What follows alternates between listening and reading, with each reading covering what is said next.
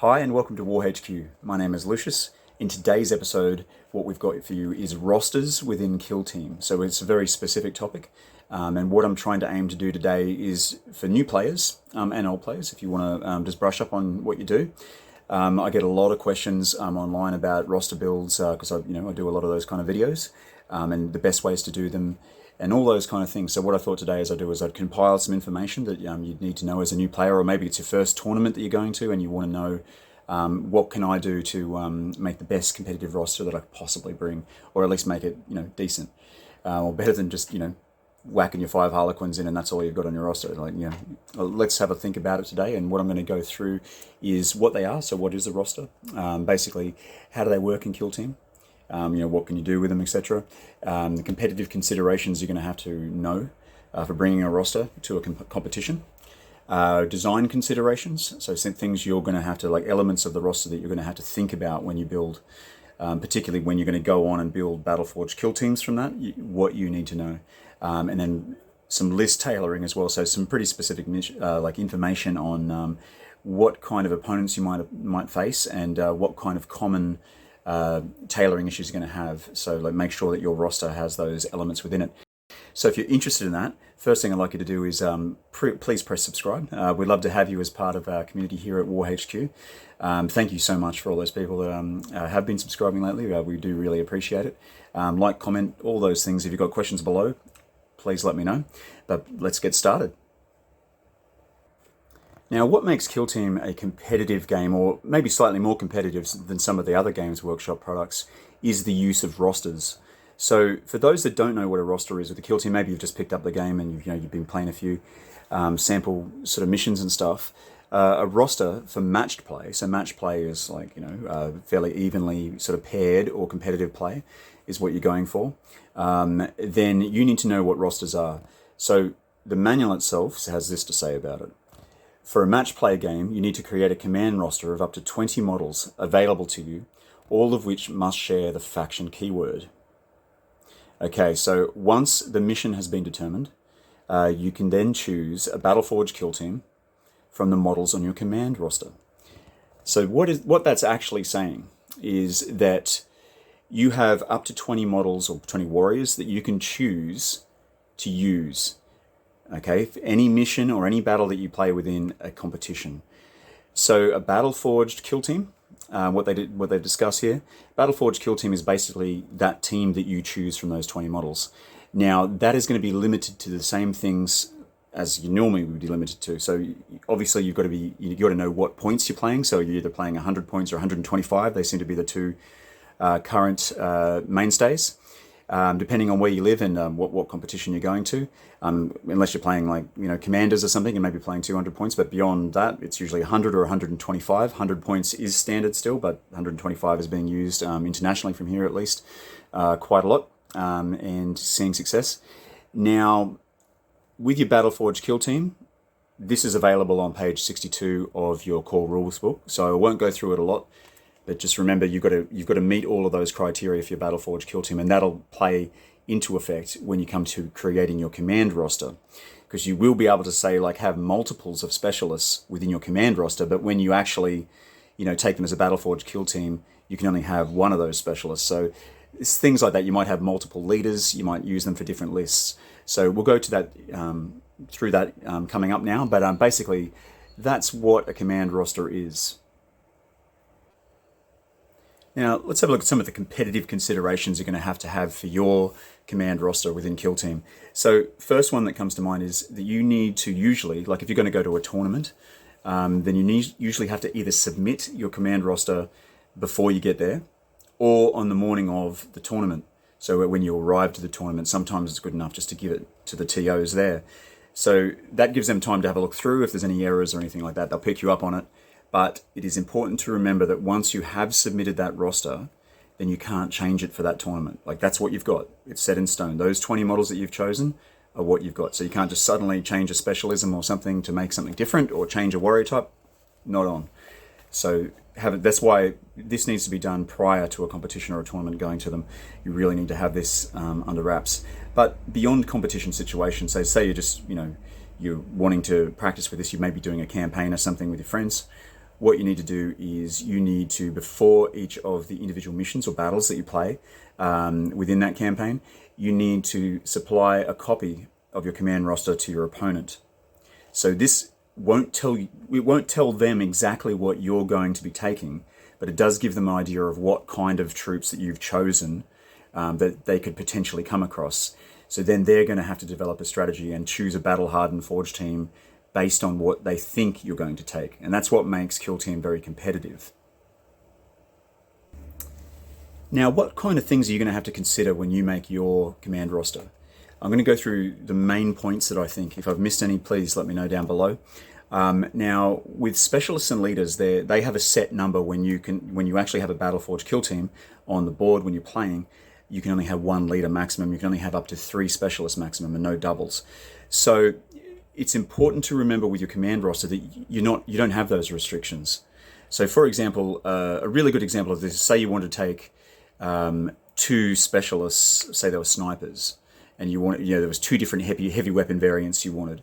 Okay, you could have both of those on your command roster, but obviously you're only going to be choosing one of those when it comes to around to selecting your Battleforge kill team. And the same applies for if you have a leader as well. So you might have a couple of different lists in mind where, say, you've got an orc team and you might have a goblin, like a Gretchen leader, as your sort of main leader for 3 points. But then you might be like, well, in this other list, I want to have my leader more survivable. So maybe you're going to fight Tau. Maybe you think they're going to have one of those smart missile systems or something that could headshot your leader. Maybe you make it a knob instead, right? So you've got those 2 options on there, and then you can use those 2 as you see fit. But obviously you cannot use both together when you choose an actual team. But on your roster, both of them are there. And just remember that you're limited by those 20 model options that you've got as well. So another good point here is is variance. So this is another consideration you need to come into. So a good example of this may be like Azurani. Now with your Storm Guardians, you can have either 2 Flamers, or you can have 2 Fusion, or you can have 1 of each, obviously, heavy gunners. So you might think, well, there might be an option. There might be a time where I need to take 2 Fusion Gunners, and there might be a time where I need to take 2 Flamers. So how do you get around this? Okay, well, the command roster itself is sort of this. You can put all 4 of them on there. So you can have the 2 Fusion Gunners, you can have the 2 Flamers, and then you can just choose them at your leisure when you design your list. So, you might be like, well, I know I'm playing Tyranids. I'm assuming this guy's maybe going to have a bit of a horde, of gaunts or something. So I'm going to take the Flamers, right? So you've got a better chance of, against horde armies. Or maybe you're fighting Marines and you're like, well, the fusion guns are going to come along a lot more handy against that. So, you might take the fusions instead. So these are all the considerations you've really got to think about when you're making your rosters for the potential list builds, which I'll go into next, that you might be coming across. Some other things you've got to think about is sub-factions. So a good example of this one is, say you are using Harlequins. Now, Harlequins might only have 5 to 7 models within their kill team. So when you're actually on the board, but you've got 20 slots within your roster. So what you might do is you might take the same list. So maybe you design 10 models around that you could have variants of a particular faction, like a sub-faction, and then you might take that same list but as a second sub-faction. So this is going to affect a couple of the teams that are like really elite and would have a very low model count and a few sub-faction choices. Marines is another one. So that's a really important thing to consider as well. So you might be like, well, I don't need 20 slots. Well, okay, you don't need 20 slots, but why not, just to throw a bit of a spanner in their works there, take 2 different sub-factions with the same forces, because it's totally legit as long as you've got the same sub-factions when you're on the board in the same faction, obviously, then you can use it. So if you've got those extra positions, then go for your life. I mean, you could have 10 of your models taken up with salamanders if you're doing Astartes, and the other 10 might be Imperial Fist. You know what I mean? So like, it just gives you 2 things there, and when you give that to your opponent, it's going to confuse them a little. They're going to be like, oh, which one's he going to take? Is he going to take the salamanders or the Imperial Fists? You know what I mean? Like, it's better than, even with those elite teams, it's better than not having an option. You know what I mean? It's better than just saying, well, this is the only models I've got, this is what I'm taking to fight you, because then you become very easy to counter. And if this is for a more competitive play, so if you're not interested in that, that's fine. But like, just for if you want to get the most out of your rosters, these are some of the things you've got to consider. Another couple of things you've got to consider is, say, like neutral troop types. So troops that don't necessarily affect your sub-faction, but can be used within multiple sub-factions. So a good example of this is the Drukhari list build that I did, and I'll link it down below. The Drukhari list build I did a while back. Now, it was sort of the meat in the sandwich was kind of the Mandrakes, and they don't actually gain your sub-faction bonus, but they can be used within all sub-factions. So what I did there is I used those Mandrakes as sort of the pin between my Witches, my Cabalites, and the Homunculi. So I had all of those different things within it and 3 different sub-factions within my roster. So this made it really interesting when my opponents were across me, because they had no idea what I was going to take. When am I going to take Racks and Mandrakes? Am I going to take, Witches? Am I going to take, what am I going to take? You know what I mean? So it just, the more you can get your opponent guessing about these things, the more competitive that you are going to be when you come to these situations. Because, not knowing what your opponent has and what they're going to take is, restricting. It makes it hard. So other things you're going to have to think about there is max models. So like, you might have, maximum amount of like heavy weapons, for example. You might only have 2. So with Heretic Astartes, you can go beyond that maximum in your roster, but you have to stick to that maximum whilst within your Battleforged kill team. But it does allow you to take all those variants that you wanted, and that you can just cherry pick and choose which ones you want. Probably one of the most important things to consider with roster building is the actual points cost of the models themselves. So if you're, say, playing a 100-point game, it might be a little bit tight with points. So you might have models on there. I know, like in one of my tower rosters, I just took a standard Pathfinder because a lot of my lists were coming to the point where I only had 6 points left. So I just slotted in that little Pathfinder there because that was the only thing I could really put in there. So you're going to have to take into consideration things like that. Like you have enough variation of points costs within your models that you are able to build the lists that you need, either 100 or 125 points. So they're very important factors to consider when making lists. These are some of my ones. There's a couple of others there too. Say hordes. If you're going to make a horde list, you're going to have to understand that, like, say you're going to do a Gaunt spam or you've got Imperial Guard or something. You probably could take 20 models if you wanted to. You know what I mean? Like, or close to. So that's all of your roster. So if you're going to just take a 20 model list on the board, then that's your whole roster. You've got no other slots left. So keep that in mind. So you might want to minimize that a bit. Maybe go to 15 models and then have a few variants of other bigger things. But they're just things to consider with roster builds within Kill Team. Now, the last thing you've really got to consider when building a roster is your actual list tailoring. And what do I mean by list tailoring? Well, you've got your roster. We've discussed all the considerations you've had to take. You've built your roster. Now we need to build some lists from that. So what is a list? So this is your Battleforged kill team. And what considerations are you going to have here? So the main ones you're going to have is you're going to have to look at what types of opponents you think that you're going to come across. It's better to have this prepared before you go to a tournament. It just makes things a lot smoother because generally you only have like 5 minutes to set up and build your battle hardened forged kill team. So you really want to have this underway before you get there. Now, just some of the common ones I'm going to go through. So, the 2 main ones are hordes and elites, right? Like that's just bread and butter of kill team. It's like you come across a horde team, this is what I'm going to use, right? So you're going to need something for it. So what do you generally take against kill team, like horde kill teams, right? So you take volume of fire. You don't necessarily need a lot of high AP heavy weapons. Maybe you'll go for volume of fire instead, like lots of shots. These are the things you're going to have to consider and you're going to have to include within that kill team. So that would be in those lists. Things like flamers are good against hordes, stuff like that.